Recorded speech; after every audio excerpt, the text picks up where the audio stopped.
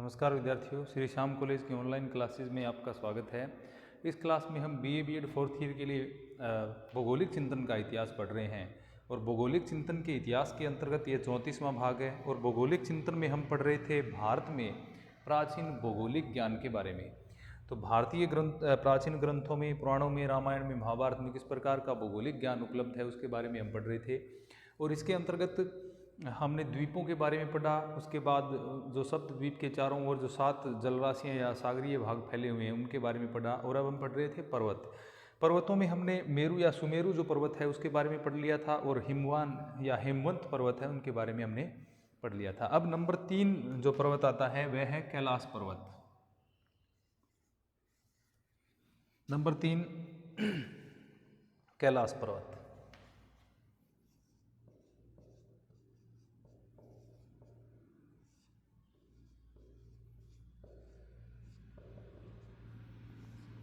कैलाश पर्वत को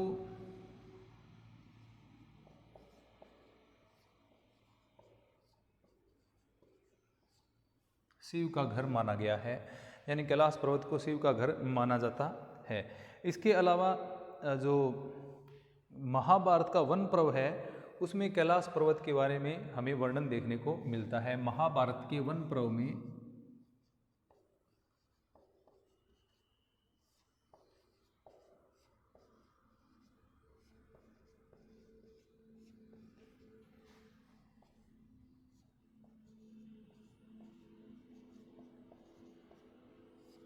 कैलाश पर्वत का वर्णन देखने को मिलता है। और महाभारत के वन पर्व में कैलाश पर्वत को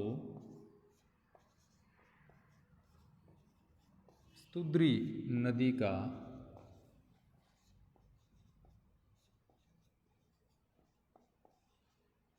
उद्गम स्थल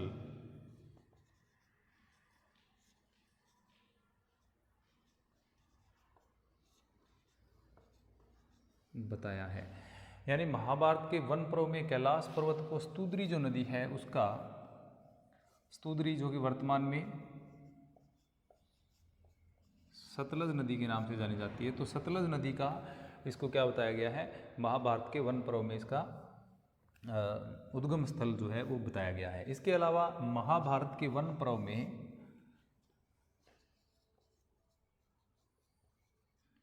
कैलाश पर्वत की जो चोटियां हैं, यानी कैलाश पर्वत की जो चोटियां फैली हुई हैं उनको कमल दल की भांति बताया गया है। यानी पुराणों में पर्वत में इसकी चोटी का नाम कैलाश था, जो किसकी भांति बताई गई थी, कमल दल की भांति। यानी कमल का जो पुष्प होता है उसके जो दल अलग अलग पार्ट होते हैं उसकी तरह से इसको फैला हुआ बताया गया है। यानी कैलाश पर्वत एवं उसकी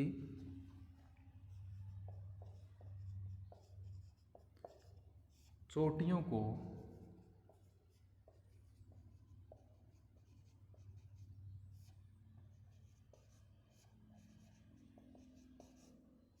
कमल दल की भांति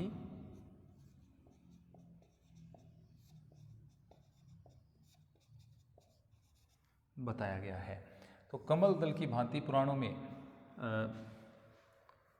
महाभारत में तो कैलाश पर्वत को स्तुद्री नदी का उद्गम स्थल बताया गया है। इसके अलावा महाभारतीय पुराणों में कैलाश पर्वत की चोटी और कैलाश पर्वत को कमल दल की भांति फैला हुआ बताया गया है। तो इस प्रकार से कैलाश पर्वत का वर्णन है वो पुराणों में मिलता है। इसके अलावा यह भी बताया गया है कि इसकी जो गुफाएं हैं उनमें किन्नर जाति निवास करती थी। तो पुराणों में यह भी कहा गया है कैलाश पर्वत की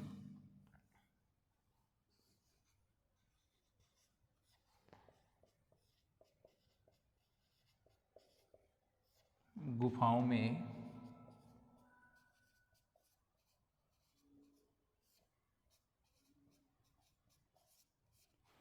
किन्नर जाति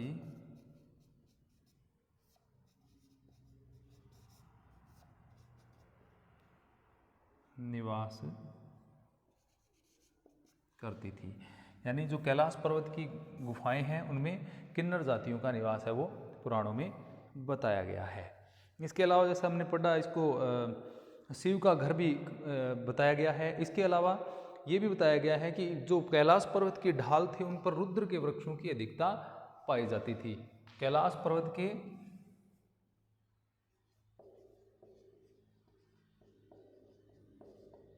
ढालों पर रुद्र के वृक्षों की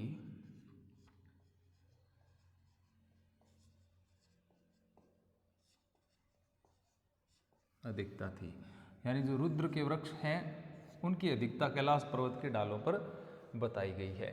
और जो कैलाश पर्वत है उसके बारे में यह भी बताया गया है कि जो जैसे रामायण में इसके बारे में बताया गया है कि नेपाल के पश्चिम में यह पर्वत है वो नेपाल के पश्चिम में स्थित है।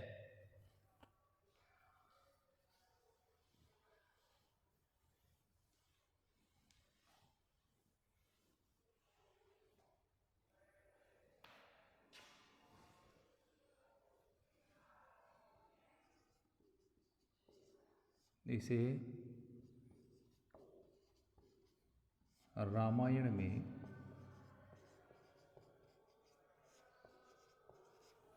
नेपाल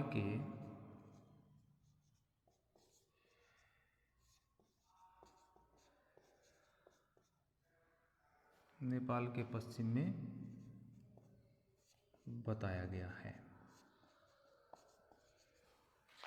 तो रामायण में नेपाल के पश्चिम में स्थित जो पर्वत है उसको क्या बताया गया है? कैलाश पर्वत बताया गया, नहीं नेपाल के पश्चिम में इसको स्थित बताया गया। इसके अलावा हमने प्रारंभ में पढ़ा कि कैलाश पर्वत है वो प्रारंभ से ही शिव से संबंधित शिखर रहा है, और यानी कैलाश पर्वत को प्रारंभ से ही शिव भगवान जो है उनसे संबंधित माना गया है, यानी कैलाश शिखर को शिव भगवान से संबंधित माना गया है। इसलिए इसका धार्मिक महत्व आज भी अधिक है। तो कैलाश पर्वत का धार्मिक महत्व रहा है और वर्तमान में भी है, और वर्तमान में भी इसको हम लोग इसकी पूजा है वो किसके जो शिव के घर के रूप में इसकी पूजा करते हैं। तो इस प्रकार कैलाश पर्वत का वर्णन है वो रामायण में भी मिलता है, महाभारत में भी मिलता है और पुराणों में भी मिलता है। इसको जो महाभारत के वन पर्व में स्तुद्री नदी या सतलज नदी का है उसका उद्गम स्थल भी इसको बताया गया है। इसके अलावा इसकी गुफाओं में किन्नर जाति का निवास बताया गया है, और इसकी जो चोटियां हैं उनको कमल दल की भांति फैला हुआ बताया गया है पुराणों में, और रामायण में इसको नेपाल के पश्चिम में बताया गया है। इसलिए और इसके अतिरिक्त इस पर्वत का धार्मिक महत्व भी अधिक रहा है। अब हम देखते हैं नेक्स्ट नंबर 4, नील पर्वत।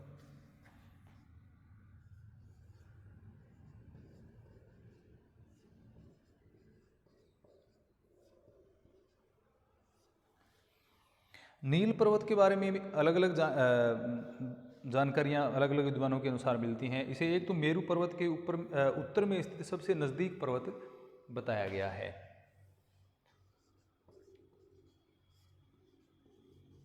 मेरू पर्वत के उत्तर में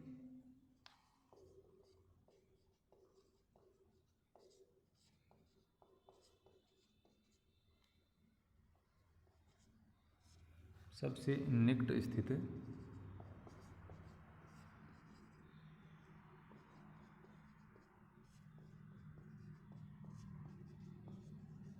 बताया गया है। यानी ये मेरू पर्वत के उत्तर में स्थित है, और उत्तर में जो भी पर्वत श्रृंखलाएं मेरू पर्वत के स्थित हैं वो सारी की सारी क्या बताई गई हैं, उनमें सबसे ये निकट बताया गया है। ये जो पर्वत है इसको जो निषाद पर्वत जो है उसके समानांतर फैला हुआ बताया गया है। इसे निषाद पर्वत के समांतर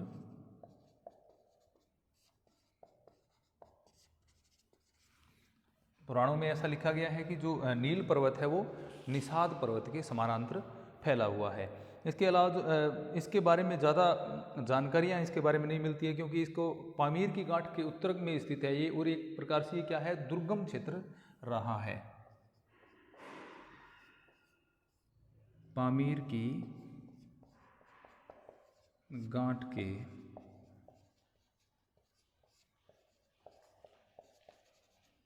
उत्तर में स्थित दुर्गम क्षेत्र। तो पामीर की गांठ के उत्तर में स्थित दुर्गम क्षेत्र होने के कारण इसके बारे में जो पुराणों में आधा अधूरा, पुराणों में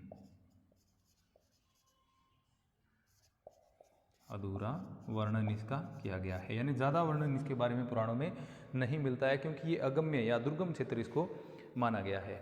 इसके अलावा यहाँ का जो धरातल है उसको जटिल धरातल है ये, और इसके अलावा ये कठोर जलवायु थी, इसके कारण इसका वर्णन कम मिला है। जटिल धरातल, कठोर जलवायु, इसके कारण क्या है, इसका वर्णन ज़्यादा नहीं हुआ, क्योंकि जो क्षेत्र अगम्य है या जहाँ पर कोई जनजातियाँ निवास नहीं करती हैं या मानव के निवास योग्य जो क्षेत्र नहीं है उनका वर्णन हमें कम मिलता है। तो निर्जन प्रदेश है, इसके अलावा निर्जन प्रदेश होने के कारण इसकी जानकारियाँ जुटाना संभव नहीं था, इसलिए यहाँ पर क्या है, इसके बारे में पुराणों में आधी अधूरी जानकारी है वो मिलती है कि ये पर्वत जो मेरू पर्वत है उसके उत्तर में उसके सबसे निकट स्थित है, निषाद पर्वत के समानांतर फैला हुआ है, और पामीर की गांठ के उत्तर में, और कठोर जलवायु वाला और जटिल धरातल संरचना वाला और निर्जन प्रदेश होने के कारण इसकी जानकारियाँ कम मिलती हैं। इसके अतिरिक्त कुछ विद्वानों ने नील पर्वत को, जो वर्तमान में नीलगिरी है, उससे संबंधित बताया है, यानी कुछ विद्वान ये मानते हैं कि नील पर्वत जो दक्षिण भारत में स्थित है, जो इस पर्वत को नीलगिरी, मल्यागिरी या मल्याचल के नाम से भी जाना जाता है। तो एक अलग अलग विद्वानों ने इसके बारे में थोड़ी जानकारियां अलग दी हैं, जैसे कुछ विद्वानों ने इसे दक्षिण भारत में स्थित नीलगिरी पर्वत माना है, जिसको मल्यागिरी या मल्याचल के नाम से भी जाना जाता है। तो दक्षिण भारत में स्थित नीलगिरी पर्वत जो है उसको भी कुछ विद्वानों ने नील पर्वत के नाम से बताया है। भी नील पर्वत के नाम से जो पुराणों में वर्णन मिलता है वह क्या है, वह नीलगिरी पर्वत है। लेकिन ज़्यादा जो प्राचीन अगर हम जानकारियाँ देखें या इसके साक्ष्य देखें तो उसके हिसाब से पामीर की गांठ में के उत्तर में स्थित पर्वत है वो माना जाता है नील पर्वत को। तो ये हो गया नील पर्वत। नंबर 5 देखते हैं निषाद पर्वत के बारे में।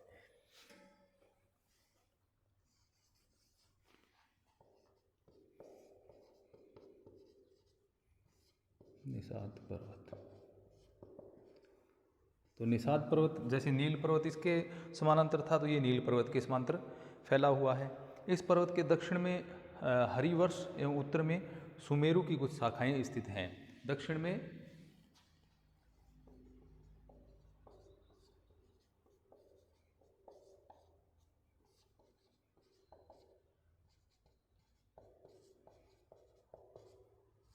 हरिवर्ष, तो इस पर्वत के दक्षिण में हरिवर्ष स्थित है। जैसे भारतवर्ष है, इस प्रकार से अलग अलग हिस्सा थे। हरिण्यमय वर्ष या जिसको हरिवर्ष कहा जाता है, उत्तरी सिंकियांग वाला जो प्रदेश है उसको कहा जाता है। तो इसके उत्तर में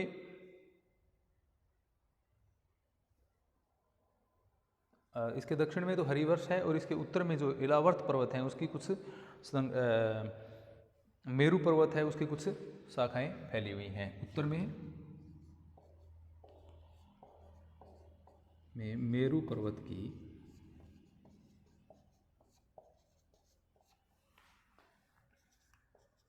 इलावर्त, भद्रासव और केतुमाल शाखाएं स्थित हैं। तो इसके दक्षिण में हरिवर्ष स्थित है और उत्तर में मेरू पर्वत या सुमेरु जो पर्वत है उसकी इलावर्त, भद्रासव और केतुमाल जो शाखाएं हैं उनका वर्णन इसमें पुराणों में देखने को मिलता है। और इसके अलावा ये भी बताया गया कि कैस्पियन के दक्षिण से लेकर हिमालय की जो सीमा है उस तक ये लगातार पूर्व से पश्चिम दिशा में इसका विस्तार बताया गया है। यानी कैस्पियन सागर से इसका विस्तार मान सकते हैं। यह कहाँ से फैला था? कैस्पियन सागर से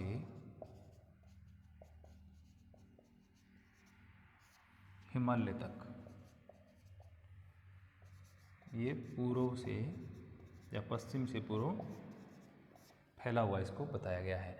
कुछ विद्वानों ने जो निषाद पर्वत है उसको जो वर्तमान हिंदू कुश पर्वत है वही बताया गया है, यानी इसका जो वर्तमान में हिंदू कुश पर्वत है उसको ही पुराणों में क्या कहा गया है, निषाद पर्वत कहा गया है। निषाद पर्वत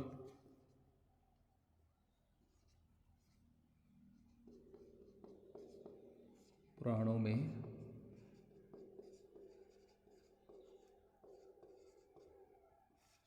हिंदू कुश पर्वत को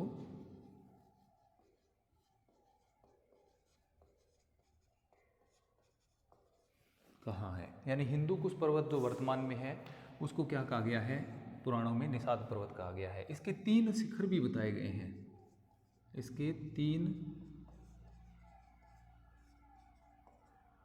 शिखर हैं जिसमें जिन पर क्या है, ब्रह्मा, विष्णु और महेश। तो हिंदू कुश पर्वत के ये जो 3 शिखर इसमें बताए गए हैं या निषाद पर्वत के 3 शिखर बताए गए हैं जिस पे क्या है, ब्रह्मा, विष्णु और महेश यानी शिव जो हैं वो निवास करते हैं, ऐसा इनके बारे में बताया गया है। इसके अलावा हिंदू कुश पर्वत जो निषाद पर्वत है उसके बारे में ये भी बताया गया है कि इसके जो शिखर हैं या इसकी चोटियां हैं वो सदैव क्या रहती हैं, हिमाच्छादित रहती हैं,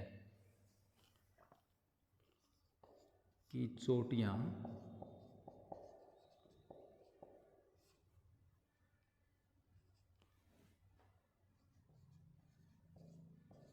सदैव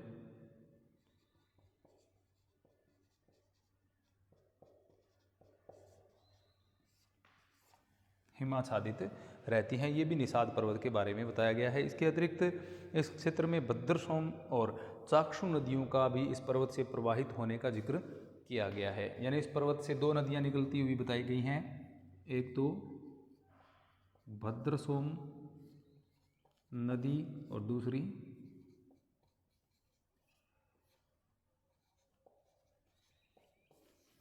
चाक्षु नदी। तो भद्रसोम और चाक्षु 2 नदियों का भी यहाँ से निकलने का जिक्र किया गया है। तो इस प्रकार निषाद पर्वत यानी वर्तमान जो हिंदू कुश पर्वत है उसको पुराणों में निषाद पर्वत कहा गया है। इसके 3 शिखर बताए गए हैं जिनके ऊपर ब्रह्मा, विष्णु, महेश या शिव का जो निवास स्थल बताया गया है। इसके दक्षिण में हरिवर्ष और इसके उत्तर में मेरू पर्वत की जो इलावर्त, भद्रासव, केतुमाल जो शाखाएं हैं उनका भी विस्तार बताया गया है। इसके अलावा इसको कैस्पियन सागर से लेकर के हिमालय तक लगातार इसका विस्तार पूर्व से पश्चिम दिशा में बताया गया है। ये था निषाद पर्वत।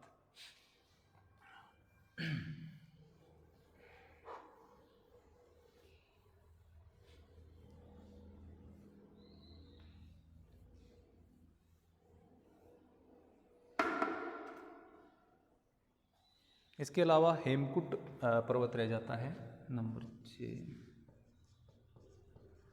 हेमकुट, और साथ में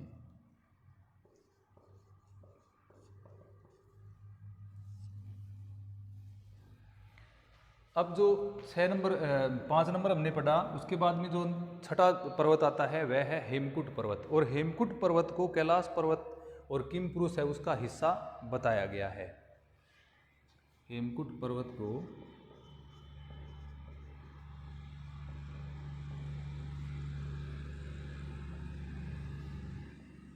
तथा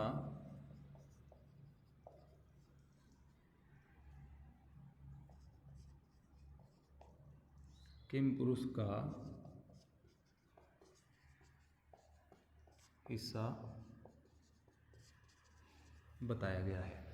तो जैसा कि नाम से स्पष्ट हो रहा है, हेम यानी हिम, तो इसकी चोटियों को भी बर्फ से ढका हुआ बताया गया है। यानी पुराणों में ये लिखा गया है कि हेमकुट जो पर्वत है उसकी चोटियां हैं वो बर्फ से ढकी हुई रहती हैं। तो इस प्रकार जो हेमकुट पर्वत है वो हिमालय पर्वत के इर्द गिर्द वाला क्षेत्र एक प्रकार से मान सकते हैं, क्योंकि यहाँ की जो पर्वत चोटियाँ हैं वो बर्फ़ से ढकी रहती हैं। तो किमपुरुष वर्ष का इसको हिस्सा बताया गया है। किमपुरुष के दक्षिण में हिमवान पर्वत था, इसके उत्तरी भाग में जो हेमकूट है वो बताया गया है।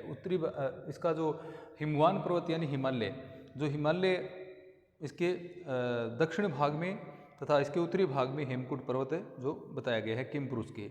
हेमकूट को एक जटिल पर्वत संरचना माना जाता है, यानी इसकी जो संरचना है वो विभिन्न कालक्रम के पर्वतों से हुई है। इसको क्या माना जाता है? एक जटिल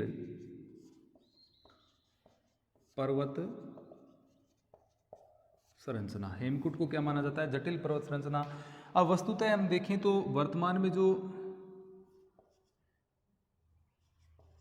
कुनल्यून तथा काराकोरम है, ये मिलकर के क्या बनाते थे? हेमकूट पर्वत बनाते थे। यानी काराकोरम और जो कुनल्यून है वो दोनों मिलकर के क्या कहलाते थे? उस समय हेमकूट के नाम से जाने जाते थे। और इनकी चोटियां जो ऊंचाई पर स्थित थीं वो हिममंडित या बर्फ से ढकी हुई मानी गई हैं।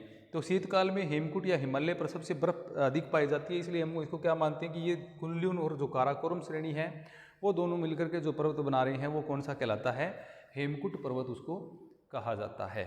तो ये था हेमकूट पर्वत। यानी पर्वतों के बारे में हमने लगभग जो जानकारियां हैं वो इसमें मिल गई हैं। इसके अलावा जो मल्यवान है या गंधमादन जो पर्वत है, मेरू पर्वत की जो श्रेणी है उसको मेरुदार भी कहा गया है। इसके अलावा वर्ष पर्वत है, केसराचल कुल पर्वत या जो मर्यादा पर्वत सीमा पर स्थित हैं जैसे कैलाश पर्वत है, विस्कंभ पर्वत है, ये अलग अलग पर्वतों का वर्णन भी हमें पुराणे में देखने को मिलता है। इसके अलावा जो नदियों की अगर हम बात करें तो केतुमाल और भद्रासव जो श्रेणियां हैं उनमें विभिन्न नदियों का वर्णन किया गया है।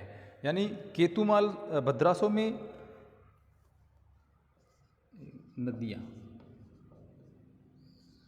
नदियों में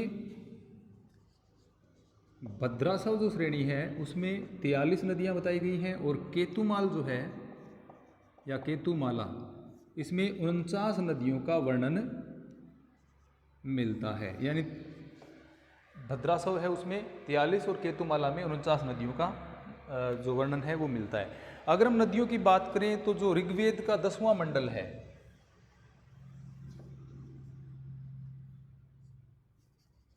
ऋग्वेद का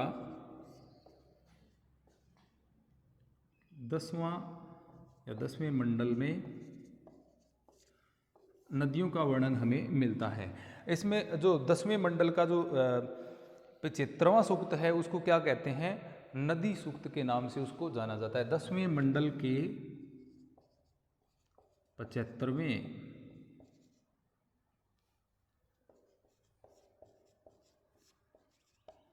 सूक्त को क्या कहते हैं? नदी सूक्त। तो 75वें मंडल को नदी सूक्त कहा गया है और इसके जो विभिन्न मंत्र हैं उसमें विभिन्न नदियों का वर्णन किया गया है। इसमें गंगा, यमुना, इसके अलावा सरस्वती, द्रष्टवती जो कि वर्तमान में घग्गर के नाम से जानी जाती है, इसका वर्णन मिलता है। इसके अलावा स्तुद्री यानी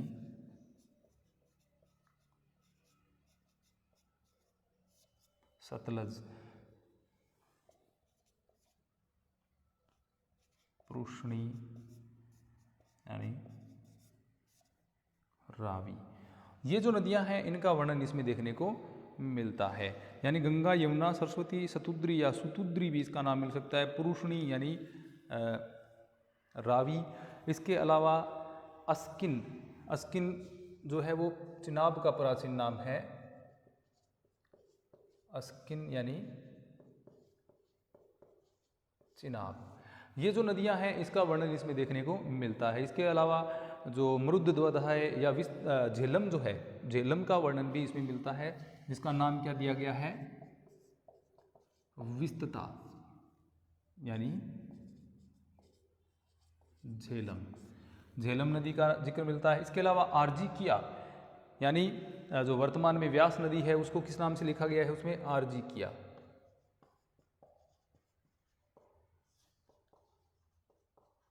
व्यास नदी का वर्णन भी इसमें देखने को मिलता है। तो ये नदियां जो इसमें दिखाई गई हैं, वेदों में जो आर्य लोगों का वर्णन किया गया है, यानी आर्य लोग जो हैं, या भारत के जो वर्तमान क्षेत्र की बात करें, आर्य लोगों को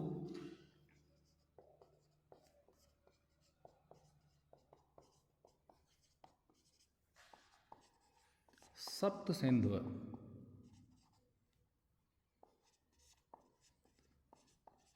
प्रदेश का